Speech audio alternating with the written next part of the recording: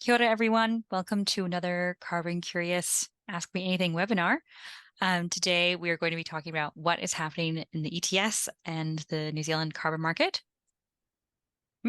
Um, my name is Rowan Sprague. I'm a carbon forestry specialist here at CarbonCrop, and with me today is Nick Butcher, co-founder and chief technology officer at CarbonCrop. If you have any questions, please drop them in the Q&A section that's at the bottom of your screen, and we'll have a Q&A session at the end of this. And so we'll try to get through all of the questions. So please submit them early or whenever you have a question, just put them in the Q&A. Okay, I'll start with a bit of an intro to CarbonCrop for those who are not familiar with us. So at CarbonCrop, we take care of everything from an initial free land assessment through to registering forest with the Ministry for Primary Industries, or MPI, into the ETS. And then from there, once your forest is registered in the ETS, we help you earn carbon credits, help you sell your carbon credits, and also help you with ongoing compliance, such as filing emissions returns. And at CarbonCrop, we know forests. So we have assessed over 1.9 million hectares of land, and that is, I think, a bit over 7% of the land area of New Zealand. So it's quite a lot of area. And it's also working. So we have over 300 landholders who have signed up with us at CarbonCrop, and their forests have removed over 350,000 tons of carbon dioxide. And this represents over $20 million of carbon credits that have been earned. And at CarbonCrop, we also specialize in native forests. So this is data from MPI. Of all of the forests that are registered in the ETS, only 17% are native forests. But for us at CarbonCrop, over 80% of the forests that we register in the ETS are native forests. Okay, so moving into what we're going to be talking about for this webinar. So the prices for carbon have been fluctuating over the past few months. So this is a graph of the spot price for NZUs, or for carbon credits. And you can see that the price has been, well, I guess the trend is that it's going down, but it's been fluctuating quite a bit. And we talked in our last webinar about some of the reasons why the prices have been fluctuating. And I'll just do a quick summary. So the first is that we've had 2 ETS auctions so far this year. One was in March and one was in June. And those auctions both failed to clear. So no NZUs were sold in those auctions. And we actually saw in the secondary market, this is circled in orange on that graph, a bump in the price for NZUs. And this was, I think, because there was not as much supply of NZUs, or people were not expecting as much supply because those auctions failed to clear. The other thing that happened actually right before our last webinar was that the government released 2 consultations at the end of June. One was a consultation on the review of the ETS, and the other was a consultation on the redesign of the permanent category in the ETS. And as a response to that, we had a steady drop in NZU prices. So you can see that drop towards the end of June and into July. And so I guess what has happened since our last webinar, there's been an ongoing market response to those consultations. So that has been a price going down again since our last webinar. But the other thing that happened is that a couple weeks ago, there was a high court ruling on the government's decision to not follow the Climate Change Commission's advice on the ETS price control settings. So the government made this decision at the end of last year, but the High Court has ruled that that decision is unlawful. So we saw an increase in the carbon price as a response to that High Court ruling. So that has really just happened recently. Okay, a bit of what is coming up as well. There's also quite a lot generally going on. So we have another ETS auction at the beginning of September. Just a reminder that those ETS auctions are government auctions. So if you have forestry NZUs, you can't sell those in one of those auctions, but it still has an effect on the spot price of carbon. The other thing is that the climate change minister, James Shaw, has to respond to that High Court ruling that I mentioned previously on the ETS price control settings by the end of September. So we're expecting something from James Shaw about what's going to happen with the ETS price control settings. The other thing is that we're expecting sometime soon, the government is going to release its decision on He Waka Kanoa, or the agricultural emissions pricing plan, which has a bit in it about carbon sequestration and what's recognized under that plan. A couple weeks ago, the government released a consultation on a biodiversity credit system. So the consultation is now open and submissions are due in November. So make sure you check that out and submit on it. And then finally, probably after the election, we're expecting a decision around exotic forest and whether or not it's allowed in the permanent category for the ETS. Okay, so I guess a bit of really what we thought this webinar could be about would be what all these changes mean, what they could possibly mean for you. So we're expecting that there could potentially be big structural changes to the ETS, and Nick is going to cover a bit of that. There's also potentially limitations on what is eligible for the permanent forest category. It's possible that there might be management requirements for permanent registered forests as well. And the other thing is that MPI has proposed new fees. So there might be additional ongoing costs for people who are registered in the ETS. Okay, I'll hand over to you, Nick. Thanks, Rowan. So this is going to be a bit of a sprint to cover everything that we're going to talk about in 22 minutes. Most of this is pulled out of the MFE consultation, which is available on their website. Rowan and I were chatting before this and decided that on balance, it's probably better to do a superficial coverage of as much as we can, and at least you're exposed to some of the topics and you can decide whether to go deeper than to try and just focus on a few things at the expense of excluding stuff generally. But what I'd like to cover is sort of a bit of the sort of what, where, how, why of the review, starting with the why, because this isn't kind of just something that they spontaneously decided it would be fun to review it. There are some underlying factors which are motivating the review, and that can help inform your, like, someone's opinion on the direction that this might all take. I'll come back to these options later. We'll sort of work through them, but starting with the motivation, basically it's a concern about the trajectory that might occur under the status quo. So this chart, it's probably a bit to get your head around. Basically, this is a forecast of the supply of units in the ETS, so NZUs of various sorts, and then those two dotted lines are forecast demand for units. The big teal coloured blob there, that's anticipated forestry unit supply, and you can see that we're sort of only around sort of 3 million units a year at the moment. That's forecast to increase to closer to like 30 or 40 million by the end of the by the middle of next decade, under the status quo assumptions for incentives. You can see also there that the current stockpile is expected to dwindle away quite quickly, and the auction volumes, even under the status quo, are expected to be completely replaced by forestry units by the middle of next decade. There would be no government auction of units because there would already be a surplus of supply. And the concern with that is that it's going to suppress prices because there would be, anybody who knows basic economics, you've got a lot of supply, limited demand, prices are going to fall. The consequence of that, if you jump to the next slide, Rowan, is that the actual expectation is that forestry unit supply would start to self-limit. Effectively, people would begin not converting land to forest due to prices falling, or harvesting forest that they had available for harvest because the cost of NZUs would be sufficiently low that the costs to harvest the forest and surrender the associated units wouldn't be prohibitive.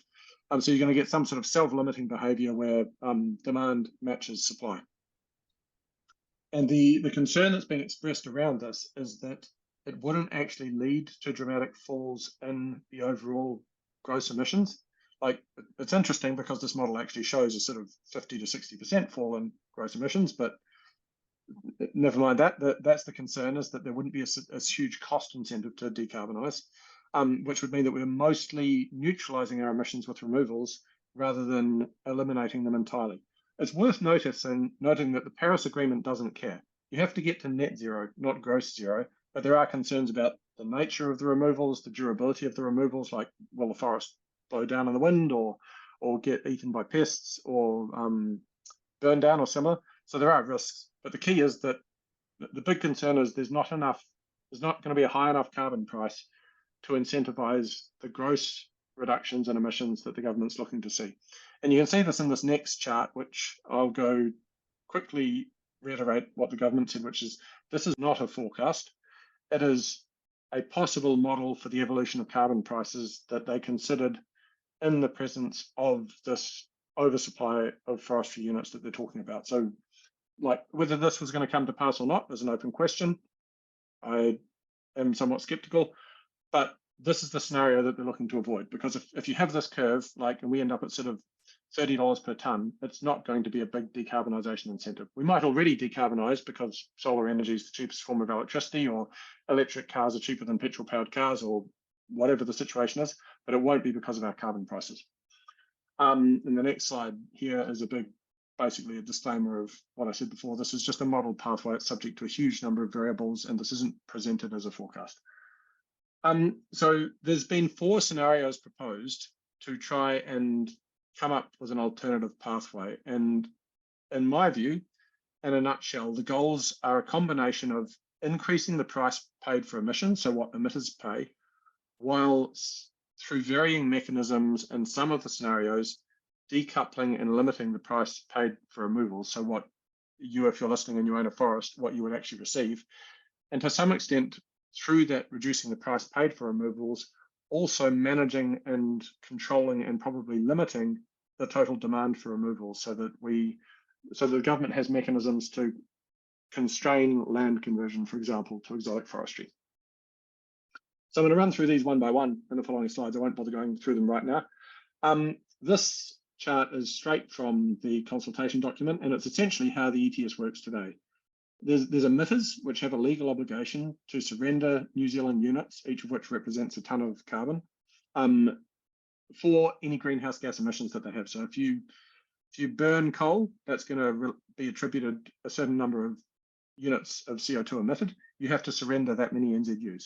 And you've got 2 options with when you get them. You can either buy them from units that originate with the government through various mechanisms, primarily the auction, but also industrial allocations, or you can buy removal units from forestry. And there's no differentiation made between them in terms of how they can be used to surrender. You just have to get one or the other, and then you give it away and you've met your legal obligations, which means that the price for the 2 are essentially the same, and that at the margin, an increase in the availability of removals means reduced demand for government units, and vice versa. The big problem that we've had recently with pricing, which Rowan alluded to, is that the government, in that decision that was challenged and actually deemed unlawful by the courts, the government signalled a willingness to make a large volume of units available at a low price. That's why the price fell. And happily, that's been declared as something that they're not allowed to do because it won't put us on track to meet our emissions reductions goals.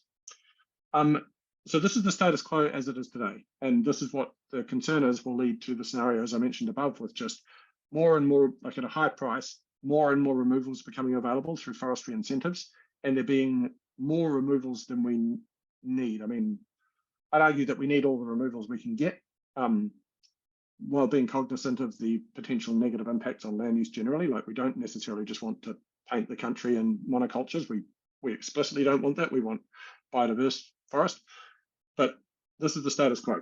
Jumping ahead to the next slide, this is essentially option 1 as it's presented from the government. Like, again, I'm simplifying things here quite a lot. I encourage you to read the full consultation if you want the details, but basically it proposes reducing the amount of units that the government makes available to the market. Now, if you jump to the next slide, you can see what that means in practice and sort of those charts. That sort of second darkest blue area, it would be reducing that area. That's the amount that's available through, plus the little purple area, the cost containment reserve. That's the units the government sells into the market. They could not sell those, and it would restrict supply. So this would, if you look at that chart, could have a very big short-term impact, but it's not expected to have a large long-term impact, because in the long term, the government wasn't expecting to sell a large volume of units through auction anyway. There's also the consideration for the government that in the short term, this reduces the revenue that the government receives, because they get paid money for those units. If they don't sell them, then various things like the the climate response fund, etc., has less revenue. That's a concern. If they follow the scenario, my assessment is that forestry demand and the price would be roughly stable and probably increasing. I think there's a lot still to unpack there, but in a high-level summary compared to the other scenarios. Jumping ahead to scenario 2. Here, the government is not going to reduce the supply that they bring to the market, but rather the proposal is that they increase the demand in the market. So you remember the issue was a supply-demand imbalance. There wasn't going to be enough demand as emissions fell. The government could change that by buying units from the market themselves, or if you jump ahead, Rowan, which really means, in practical terms, buying removals from the market, but at a price that's consistent with the market overall. And also it was proposed that the market could be opened up to international buyers, which hopefully is represented with another little diagram if you click, Rowan. Okay. Sweet, animations work. The consequent, overall, there are a lot of implications with selling internationally, especially with the implications for New Zealand's NDC. There was a strange comment in the consultation, in my view, along the lines of international buyers might not want to buy New Zealand units if New Zealand didn't make a corresponding adjustment to its NDC, to which my view was like, well, yeah, of course they wouldn't. That amounts to kind of, we want to have our cake and eat it too. But it would be a way to soak up surplus supply of New Zealand removals if we basically turned our forestry assets into a way to help other countries internationally meet their NDCs. But it would mean the government can't claim them. And if they want to both not pay for them and claim them, then this creates a problem. If you jump to the next slide, Rowan, essentially it involves moving this demand line up through various mechanisms. Could have a large short-term impact. Long-term impact's a bit unknown. It depends on the amount of purchasing that made it. It could create a very large demand for forestry. It likely wouldn't reduce removals. It would potentially cost the government a large amount of money. Basically, they'd be buying at the market price that they want to see all the surplus demand. And it could, depending on the international interactions, limit the removals available for New Zealand's goals. But again, all else being equal, I expect that this would result in the forestry demand and the price being stable and potentially increasing. Ahead to the next one. Scenario 3, right. There's a lot in the proposal here. They haven't been specific about the exact mechanisms that might be used, but essentially it amounts to changing the incentives for carbon removals through the introduction of some kind of either an exchange rate or a utilization constraint. So these are just two examples. The exchange rate change would be, for example, every 2 tons of carbon that your forest removes, you only get 1 ton of carbon. So it limits the supply of NZUs to the market by penalising forestry removals and only giving them half as much as they've actually removed. So you still get all of the removals, but you only actually give them half as many units. The 50% example there, I should have used a different number so that the difference with the 2 to 1 was clearer, but this is rather constraining the demand for the removals by saying emitters only can use some number. The number could be changed, but let's say you have to meet all of your surrender obligations, but only half of those units can be NZUs from forestry. The other half have to be NZUs from some other source like the government. So basically a supply constraint. And all of this introduces an exchange rate for forestry removals through various mechanisms, which will suppress the price. Consequences of that, if you click ahead, Rowan, I think it would have a large short-term impact. I think it would have a large long-term impact. It would effectively make the government money because it allows them to create an exchange rate between the units that they originate and sell into the market versus the sort of effectively the competing supply, removals. It could limit removals significantly if the incentives were insufficient. I suspect that if this was done, forestry demand and the price for forestry removals would likely fall. There may, however, be some selective exchange rates introduced for native forest, like this is mentioned in the consultation that the government might give preferential treatment to certain classes of forest. No guarantees either way, but that could mean that you basically get differentiated benefits. Going ahead to number 4 now, which I think this outcome is probably of all of them, if I was guessing, the most likely. This is not because it's my view on what's the best, but it does seem to be what's had a lot of discussion around it. And essentially, this is the creation of a completely split market.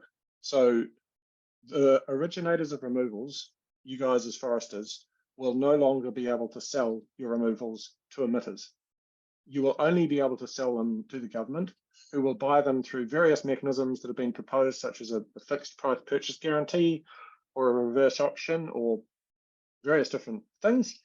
Essentially, those NZUs may still exist as NZUs, but they will exist only on the government's account, which it can then, in effect, transfer across to the supply, which it sells into the market, which, given the stated goal to effectively reduce the rates at which removals are incentivized, so a low price for removals, and increase the rates at which emitters face for their costs, will mean that the government's essentially arbitraging removal value and could make a large amount of money out of this option. What they do with that, it could be completely admirable, reasonable things, like they could redistribute it as Canada does effectively. They could use it to fund climate change mitigation projects. Like I'm not making a commentary on the legitimacy of effectively this taxation mechanism, but that is what would be happening is that effectively arbitrage the difference in value between removals and emissions.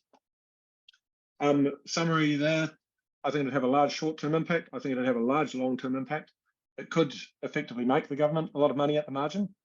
The big issue is, especially from our perspective and thinking of the market's forestry perspective, it would potentially completely decouple the price of removals from the cost of emissions, which is a problem because it makes the price of removals then very hard to predict, which makes it a high investment risk, which means you're going to get less removals.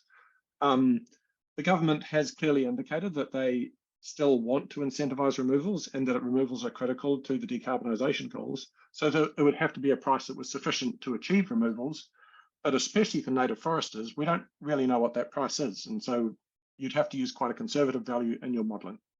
The government, again, though, has indicated that they want to or retain, are considering incentives specifically for native forest and biodiverse forest. And this could be through biodiversity credits in the future, or it could be through specific forest type incentive mechanisms here, which I think I've got as a second point there. I may have forgotten to add it in. What's not presented in those, sorry, Rowan, you're on track. I missed a comment there.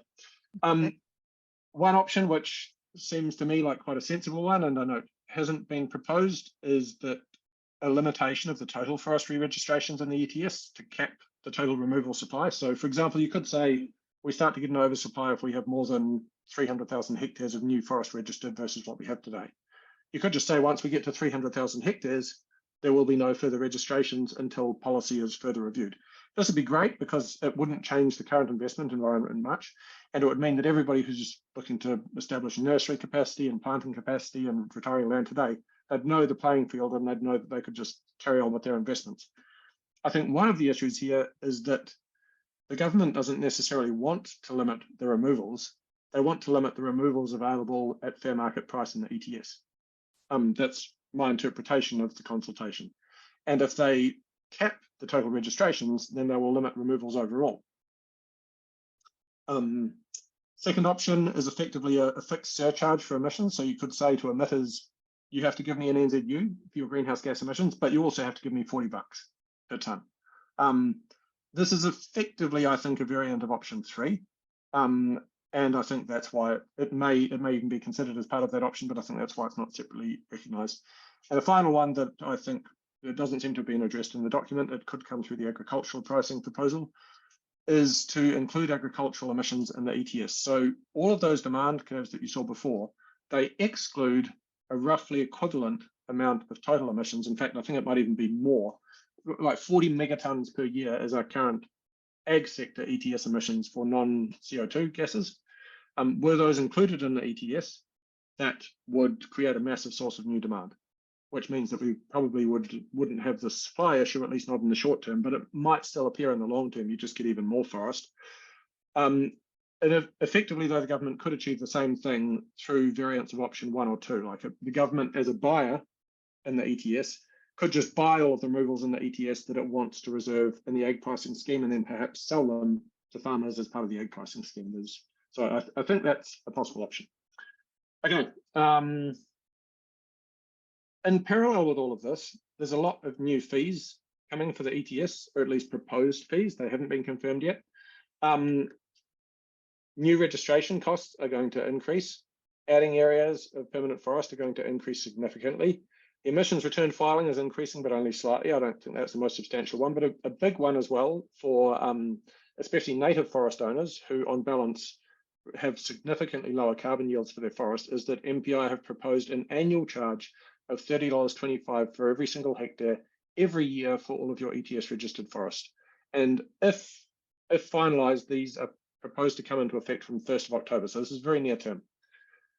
And if we jump ahead, Rowan, this has, well, generally our view on all of these changes is that it's a very complicated topic, and I don't want to make any kind of sweeping statements. However, definitely confidence and clarity for people looking to invest in the space is critical. And there has been a crisis of confidence because of these proposed changes, which is what you saw on the price curves. In our view, it's critical that the changes are fair and that they do not discriminate against landholders who in the past have made a good faith decision to participate in this market and are now kind of having the rules changed on them. It's also obviously for our climate goals, whatever's proposed has to be effective, and it's got to avoid some of the really terrible perverse incentives that we've seen in the past that have led to, for example, people clearing native forest and converting it to farmland, or converting it to exotic forest because of the treatments of the forestry category. And just a general comment that any material change to the rules like this that's done with, I won't go into the details there. This destroys the confidence of the market. Like a lot of you on the call who are probably considering perhaps registering your forest in the ETS, I bet you're more hesitant now than you were 6 months ago. And this is super unhelpful at a time where we need to be accelerating our climate change response and actually accelerating the delivery of incentives for reforestation. If you do something like this, everyone just goes, well, if you're going to do that, what are you going to do next? Like I'm going to wait. And waiting is not something that we want as a society at the moment. However, as an individual, as we'll get to later, it probably currently makes sense to wait. Looking at the next slide, there's 3 things really in a nutshell that are going to have a potentially material impact on your returns if you're looking to participate as a carbon forester, especially in the native category. The carbon price may fall through a combination of whichever one of those 4 options are presented, especially the latter 2 of them. Your costs may rise. And if you're registered in the permanent category, the law does not allow you to choose to exit the market. So you'll be stuck with whatever changes come along. And so we've done a few models to kind of outline how that might look. First here, we've got our standard price forecast, which is what you'll have seen if you've received an assessment and projection from us in the past. Now, this is effectively our guess at what comes in the future. It is not a guess that's just like numbers we whipped up out of thin air. It was basically a midpoint between what we see as the long-term likely marginal cost of removals, around $50 per tonne, and the Climate Change Commission's price estimates of what is required as an ETS price to support sufficient decarbonisation, which is about $150 a tonne. So we essentially split the difference between the 2. And that was looking pretty good actually until like February or March of this year. What we've put in there now, just for kind of representative purposes and planning purposes, is what a $35 per unit price might look like. And that's not to say that that's even the lowest it might be. It could well be less than that with some of these government procurement models. But for example's sake, let's say that your planning scenario was, what if it goes down to 35? It depends on the age and the type of forest that you have. But here we've got a starting example of just, if you jump ahead, Rowan. This is our existing price forecast at the current cost scenario, assuming a 20 hectares of forest for native forest for 2 different scenarios. One is that it's established in 2000, you're registering something that you've already got growing, you've already protected. And another is that you're newly establishing some forest now. And that sort of for 20 hectares, you see that's sort of delivering a decent return over most of the life of the forest. If you jump ahead to the next scenario, Rowan, this is the same thing, but if we change the forecast to the conservative price forecast, you'll see that the yields are, well, as you'd expect, because of more than half the carbon price, well over 50% reduced. But more importantly, especially for existing established forest, they're probably well below the, you're not really generating a return from participation in the scheme towards the end of this. Like this, if this is 20 hectares of your land, and by 2035, you're getting sort of 3,000 hectares of, $3,000 a year in net return from the ETS, that's likely to be less than your rates. So it would likely inform your decision as to whether to participate in the market at all. And this isn't even the full cost. With the proposed costs, which are what MPI is signaling, including this $30 per hectare per year, your returns fall still further. By 2035, you're getting less than $2,500 net per year for your entire 20 hectare block. So $125 net per hectare per year.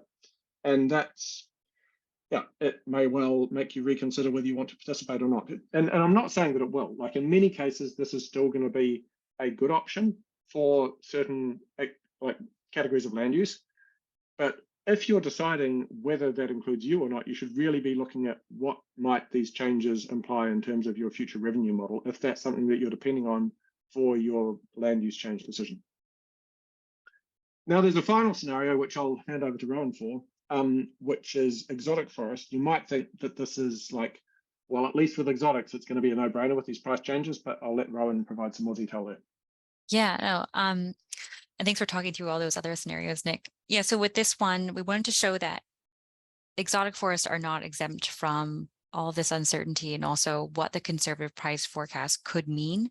So this is again a 20 hectare forest. So returns are pretty good. I mean, around $15,000 in total after the cost from MPI. But this is still significantly less than what you might think you could earn because of that conservative price forecast. The other thing, though, that we wanted to point out was that there is this redesign of the permanent category in the ETS, which has some pretty big implications for exotic forests. First, I guess the redesign of the permanent category is in three main parts. The first part is which forests should be eligible and which should be allowed to join the permanent category. So there's a question there of whether exotic forests will even be allowed to register under the permanent category. It's possible there might be limited circumstances in which exotic forests could be eligible, or it could be that exotic forests would have to transition to indigenous forests over time. The other part of the redesign of the permanent category is how should transition forests be managed. So transition forests are those forests which start out as predominantly exotic and then over time are transitioned through active management to a predominantly indigenous forest. But MPI is consulting on how those forests should be managed, but also whether or not the carbon accounting, so how we're measuring the amount of carbon in the forest, how that might be different for these types of forests. And then finally, the other part of the redesign is whether permanent forests should have a management plan effectively. And so it could be that all types of forests which are registered in the permanent category will be required to have a management plan. And it's also possible that those forests which are either already registered or are applying to be registered now might have to have a management plan. MPI is consulting on this. There's not a whole lot of information about it in the discussion document, but we wanted to flag this as this is something that could be coming up. So even if you have exotic forests right now and you might be earning pretty good money with it, there could be some big changes coming and you might not be exempt from them, even if you registered under different rules. So these changes to the permanent category are tentatively looking at being implemented in early 2025, but we would expect a lot more information from MPI much earlier than that. So I think there probably will be several stages of this consultation. This is kind of, I guess, the first big stage. And there'll be probably more detailed consultations after this. And I think Nick actually mentioned this earlier, but we just wanted to point out that all of this uncertainty does have a cost. So because of this uncertainty, it means that people are not quite as confident either in planting new forests or just in registering in the ETS and protecting their forest. So it means that for our climate change response, we actually are delaying action. And that will have a significant cost for us, but it's also not what we really want to be doing right now. So yeah, hopefully things will start to become a bit clearer and we'll get more direction, but there is a cost of this delay. Okay, so I guess trying to sort of wrap up soonish. If you are a landowner and you have forests and you're wondering, what should I do? There's all this uncertainty, all these things going on, still all these things coming up. Should I wait? Should I register now? what's going on. We just thought we'd talk through a couple of, I guess, a bit of what your options are, but really what you should be thinking about. So first, if you have exotic forest, in the first instance, you might want to look at registering under averaging. So averaging is a different carbon accounting type. Right now, you really have two options. When you're registering for the ETS, you could register under averaging or you could register in permanent. But averaging might just give you a bit more flexibility because you could decide to exit that scheme and exit the ETS. You could harvest your forest and you could replant it and you might not have to pay back units. So just something to think about. You could look at registering in permanent, but as I mentioned earlier, there are risks to that. You might have to have a management plan. You might be required to transition your forest to an indigenous forest, and that would have some costs. In general, we're just recommending that you should get an analysis of your situation. So you should look at what your options are specific to your forest and what might make the most sense for your situation. If you have a native forest, kind of similar to the exotic situation, you also could consider registering under averaging. So averaging is not restricted to just exotic forest. It also could work for native. Again, it could give you a bit more flexibility. You wouldn't be locked into the ETS like you would be in the permanent category. I don't think there are quite as many risks for native forest registering in permanent. However, it's still possible that you might have to have a management plan in the future. So just something to think about. And same as exotic, get an analysis of your situation, talk to a forestry consultant, and figure out what makes the most sense for your forest. And again, as Nick mentioned, for both of these scenarios, you might have higher administration costs. So those are those proposed fees from MPI. And it's possible with the changes to the ETS that you might have lower carbon prices going forward. So in general, don't get started. Start to think about what your options are, figure out what makes sense for your situation. I was going to say as well, please, especially if you're watching this, the recorded version later on, if you've got particular areas around us that you'd like us to go into more detail on, just get in touch, hello@carboncrop.nz, and it helps us know the areas that are actually relevant. But I realise that overall, there's probably a biggest question is, when can you give me some certainty? The answer there is really when the government gives the market some certainty. What we can do, though, is if you've had an analysis done by us, we will be able to update our analysis as new information comes in and give you the new estimates and new projections, just to help you as you kind of sit tight, basically, sort of see where things are going and help you make a decision that works for you and your plans for your land. I think that wraps up our webinar. So yeah, thank you, everyone. Thanks for staying to the end, and stay tuned for information about whenever our next webinar is too.